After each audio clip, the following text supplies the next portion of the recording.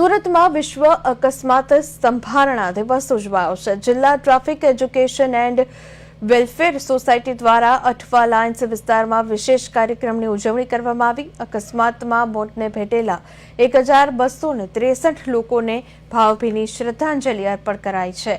મૃતકોના પરિવારજનોને કાનૂની સહાય અંગે માર્ગદર્શન આપવામાં આવ્યું છે। સાથે જ રાહવીર યોજના વિશે પણ સમજણ આપી છે। કાર્યક્રમમાં જિલ્લા કાનૂની સેવા સત્તા મંડળના જજ અને ડીસીપી કક્ષાના અધિકારીઓ ઉપસ્થિત રહ્યા હતા।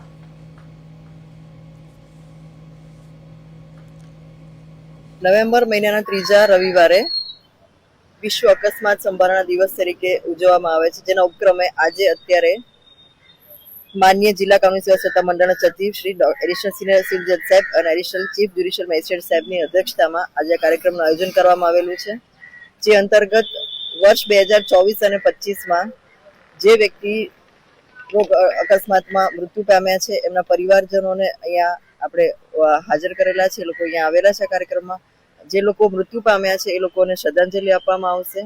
સાથે સાથે એ પરિવારને કઈ રીતે કાનૂની સહાય મળી શકે। ખાસ કરીને મારે મોટર એક્સિડન્ટ ક્લેમ ટ્રિબ્યુનલના જ કામ હોય છે અને એની માટે આજે જે વિશ્વ અકસ્માત સંભાળના દિવસ નિમિત્તે જિલ્લા traffic education and welfare society દ્વારા આજે શિબિરનું આયોજન કરવામાં આવેલું છે અને આ જે મૃતકોને શ્રદ્ધાંજલિનો કાર્યક્રમ રાખવામાં આવેલો છે, તો એના અનુલક્ષીને હું બે શબ્દ એટલા માટે અત્યારે કહેવા માંગુ છું કે જે રોડ અકસ્માતમાં જે મૃતકોના પરિવારને જે ક્લેમની એમાઉન્ટ મળતી હોય છે, તો એ માટેનું થોડું માર્ગદર્શન આજરોજ બધા હાજર મહાનુભાવો જે કોઈ હાજર છે તેઓની સાથે સાથે જે વિક્ટીમના પરિવારના સભ્યો હાજર છે તેઓને માહિતી પૂરી પાડેલ છે। સારું સન્માન આપ્યું મારા પોયરાને, જે અકસ્માત થઈ ગયો છે એક્સિડન્ટમાં।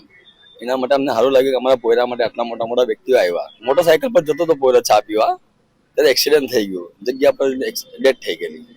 એના કારણે અમને એમ દુઃખ થતું કે ચાલો એમ સાહેબે કીધું કે માન સન્માન કરવું, પોયરાને શ્રદ્ધાંજલિ આપવું, તમે આવજો એક વાર, જુઓ સારું લાગે તો સારું। અમને બહુ સારું લાગ્યું, અહીંયા આવું થયું છે।